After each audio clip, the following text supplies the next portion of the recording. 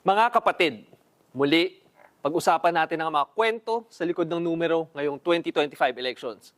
At ngayon, himayin natin ang mga numero ni Senator Bongo na number 1 nga ngayong 2025 senatorial elections with 26.49 million votes.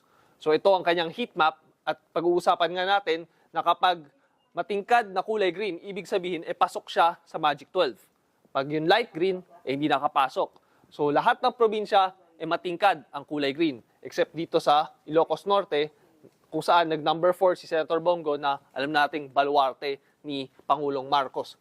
Ngayon, itong palong heat map naman, makikita natin kung matingkad ang pagka-green, ibig sabihin, more than half of the votes sa probinsyang yon napanalunan ni Senator Go. At makita nga natin dito, ano ba ang importansya ng probinsyang to? It is Cebu.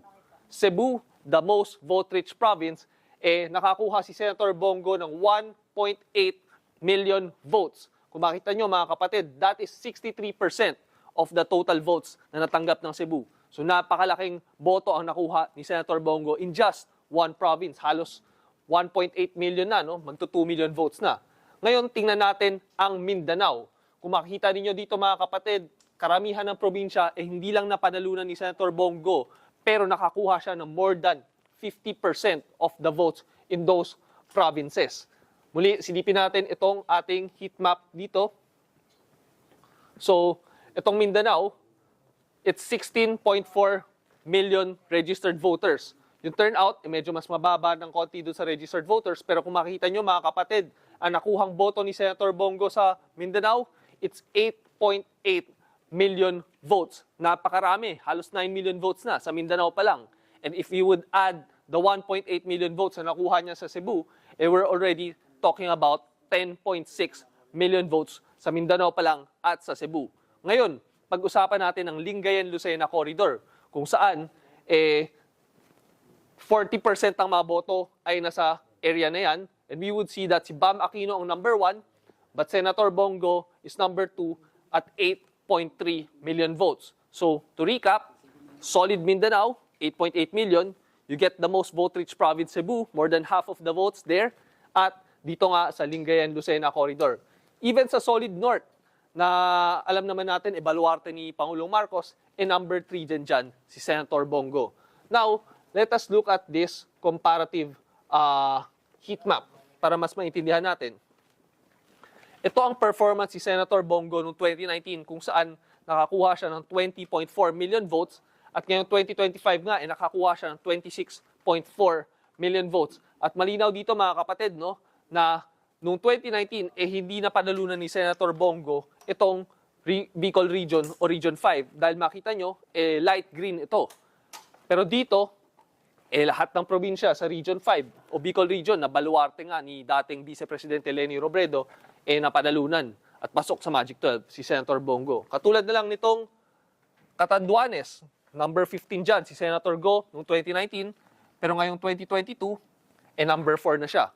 So talagang ang daming areas na napanalunan ni Senator Go at tumaas pa ang kanyang numbers. Another example, Cebu, pinag-usapan natin, noong 2019, 1.2 million votes ang nakuha ni Senator Go, number 2 siya noong 2019.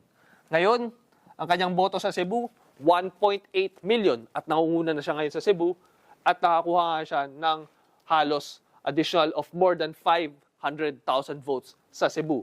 Now, let's talk about National Capital Region o NCR kung saan noong 2019 nakakuha si Senator Go ng 2.4 million votes at naging number 4 nga sa NCR. Pero ngayong 2025 naging number 2 siya. From number 4 to number 2 at now meron na siyang 2.8 million votes. So dumadami ang suporta kay Senator Go in key areas such as Metro Manila, Cebu, sa Visayas, sa Visayas nga at sa Mindanao. And yun ang rason kung bakit siya nakakuha ng number 1 spot.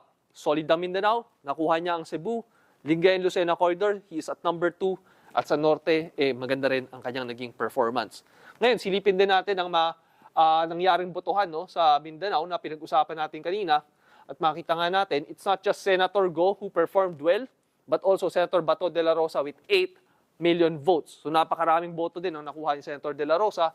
At yun nga, number 3, si Rodante Marcoleta with 5.4 million votes. At kung titingnan natin, ang mga botong nakuha ni Rodante Marcoleta at ikukumpara natin sa kanyang nakuha noong 2019, napakalinaw, no, mga kapatid, na sa 2022, halos wala siyang probinsyang napanalunan o nakapasok sa Magic 12.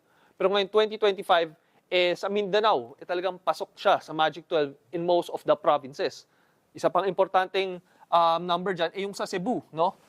Pasok din si Rodante Marcoleta dyan ngayong 2025. Noong 2022, mga kapatid, nasa 30th place siya sa Cebu with 198,000 votes. Pero ngayon, number 4 dyan, si Rodante Marcoleta with 921,000 votes. At makita rin natin sa NCR, dito sa Metro Manila,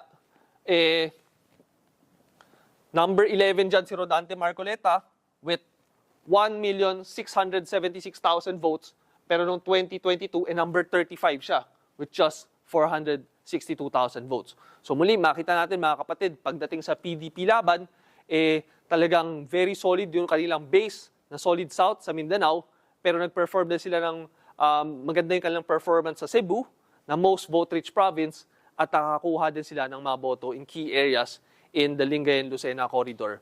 At dyan nga natin nakita na yan ang naging formula ni Senator Bongo kung bakit siya naging number 1 senator ngayong 2025 elections. Muli mga kapatid, ako si Edson Guido, Chief Elections Analyst ng TV5. Bilang Pilipino, bayan ang ipanalo.